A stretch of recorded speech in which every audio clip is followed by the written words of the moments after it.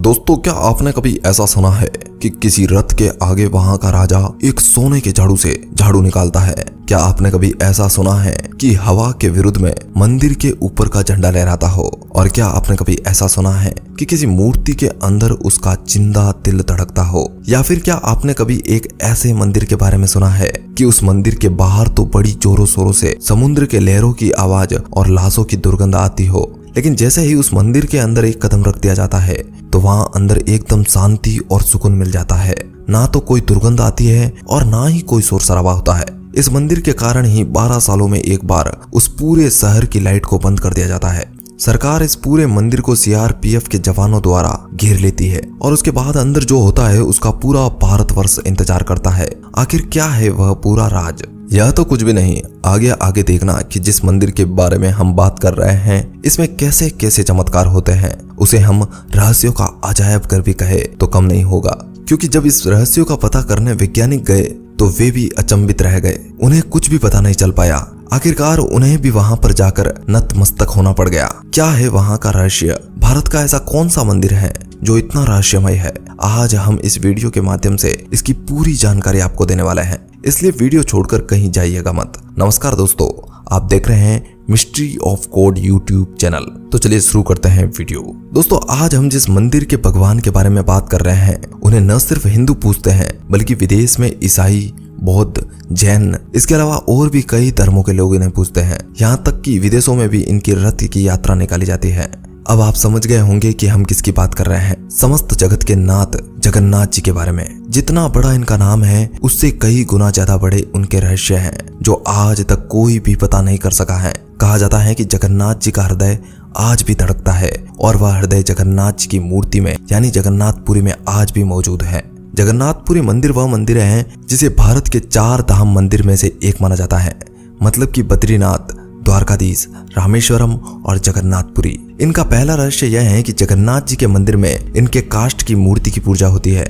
वहीं अगर हम दूसरे मंदिरों को देखें तो वहां पर पीतल, तांबे, पत्थर और पता नहीं किन किन मूर्तियों की पूजा होती है, लेकिन इनकी मूर्ति लकड़ी की बनाई जाती है और हर 12 सालों बाद इनकी मूर्ति को बदल दिया जाता है। दरअसल इस मूर्ति को लकड़ी के बनाने के पीछे भी एक बहुत बड़ा राज है। करीब 3200 ईसा पूर्व जारा नाम के एक शिकारी द्वारा श्री कृष्ण को गलती से उनके पैरों पर तीर मार दिया जाता है, जिस वजह से श्री कृष्ण की मृत्यु हो जाती है। हालांकि यह भी श्री कृष्ण की एक लीला ही होती है, लेकिन उसके बाद पांडवों ने भगवान श्री कृष्ण का अंतिम संस्कार किया, ठीक उसी प्रकार जैसे एक हिंदू समाज में किया जाता है। मगर जब उनकी चिता शांत हो गई तब उनकी चिता पर एक अलग ही प्रकार की दिव्य रोशनी उत्पन्न हो रही थी। उन्होंने देखा कि पूरा शरीर तो जल चुका है, लेकिन ये कौन सी चीज है जो इतनी आग में जलने के बाद भी नहीं जली। तब उन्होंने इसे हाथ में लेकर देखा तो वो और कुछ नहीं बल्कि श्री कृष्ण का हृदय था। लेकिन अजीब बात यह थी कि वो दिल एक जिंदा इंसान की तरह धड़क रहा था। उसे देखकर उन्हें जरा भी समझ में नहीं आ रहा था कि वे इसका क्या करें। तब उन्होंने उसे एक लकड़ी की सहायता से नदी में बहा दिया। जिसके बाद गुप्त साम्राज्य के समय अवंती के राजा इंद्रदेव, जो भक्ति भाव के बड़े ही पुजारी थे और भगवान श्री विष्णु के बहुत बड़े भक्त थे, उनके सपनों में वे एक दिन विष्णु भगवान आए और उनसे कहा कि तुम मेरे सबसे बड़े भक्त हो, इसलिए मैं एक काम तुम्हें दे रहा हूँ। इतना कहकर भगवान विष्णु बोले कि तुम एक नदी में डुबकी लगाना, तुम्हें एक लकड़ी के तने में बिंधा मैं मिलूंगा जो एक दिव्य रोशनी से परिपूर्ण होगा और उसे देखकर तुम समझ जाओगे कि वो कौन सी चीज है और उसे लेकर तुम एक काष्ठ की मूर्ति में लगवा देना। इतना सुनकर राजा इंद्रदेव नहीं रुक सके और उनके अंदर बहुत तेज उत्सुकता उत्पन्न हो गई कि कब अगला दिन हो और वे कब नदी के पास जाए। जिसके बाद वे अगले ही दिन नदी में डुबकी लगाने के लिए चले गए। राजा ने नदी में एक लकड़ी के तने पर बंधी हुई चमकती हुई वस्तु को देखा जो काफी दिव्य रूप से चमक रही थी। राजा समझ गए कि हो ना हो यह वही चीज है जिसे भगवान विष्णु ने मुझे लेने को कहा था। वे उस दिव्य पदार्थ को उठाकर महल की तरफ रवाना हो गए और महल में उसे एक स्थान दे दिया। अब तक राजा काफी खुश थे। जिसके बाद राजा ने अपने पूरे शहर में घोषणा करवा दी कि राजा को एक काश्तकार की जरूरत है। जो भी काष्ठ की मूर्ति अच्छी बनाएगा उसे राजा अच्छी कीमत देगा। जिसके बाद कई काश्तकार महल में आए और उस मूर्ति को बनाने लगे, लेकिन किसी से भी वो लकड़ी की मूर्ति नहीं बन पाई। राजा परेशान हो गए कि अब वे क्या करें। ऐसे तो भगवान विष्णु को दिया हुआ वादा कैसे पूरा होगा।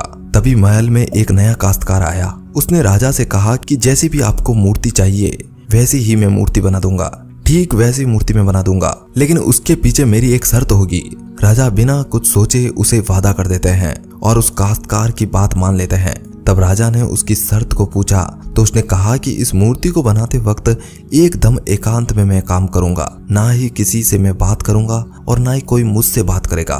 मैं एक अलग कमरे में काम करूंगा और इस मूर्ति को बनाने के लिए मुझे पूरे 21 दिन चाहिए।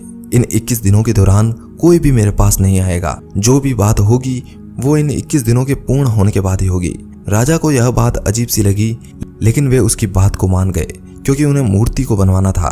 जब मूर्ति बनने का काम शुरू हुआ तो पहले तो मूर्ति बनने की हथौड़ी टाँके की आवाज कमरे के बाहर बैठे लोगों को सुनाई दे रही थी, लेकिन धीरे धीरे कुछ दिनों बाद वो आवाज बंद हो गई।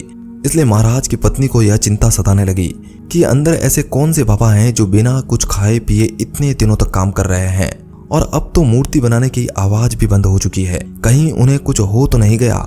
इसलिए उन्होंने सोचा कि अब अंदर जाकर उनकी हालत को देखना चाहिए। महारानी इस बात को लेकर राजा के सामने जिद करने लगी और मजबूरन राजा को भी उनकी बात को मानना पड़ा। राजा ने उस दरवाजे को खुलवा दिया।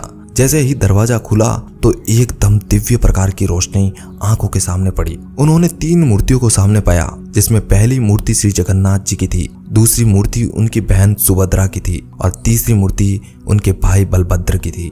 लेकिन अब भी उन्हें यह समझ में नहीं आ रहा था कि जो बाबा इसकी मूर्ति बना रहे थे वो कहाँ चले गए, क्योंकि उस कमरे में केवल 3 मूर्तियों के सिवा और कुछ भी नहीं था और वे सभी मूर्तियां दिव्य प्रकार की रोशनी से चमक रही थी और जो दिव्य पदार्थ उसे जगन्नाथ जी की मूर्ति में रखना था वो भी रख दिया था।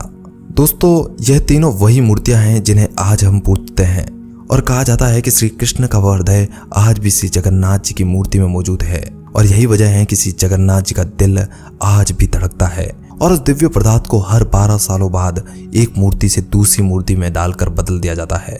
कहा जाता है कि जब यह दिव्य पदार्थ बदला जाता है तब पूरे शहर की लाइट को बंद कर दिया जाता है, पूरे शहर में अंधेरा कर दिया जाता है। इस मंदिर को सरकार खुद सिक्योरिटी प्रोवाइड करवाती है और चारों तरफ सीआरपीएफ के जवानों द्वारा उसे घेर लेती है। मंदिर के अंदर केवल उसी पुजारी को भेजा जाता है जो इस दिव्य पदार्थ को एक मूर्ति से दूसरी मूर्ति में बदलता है।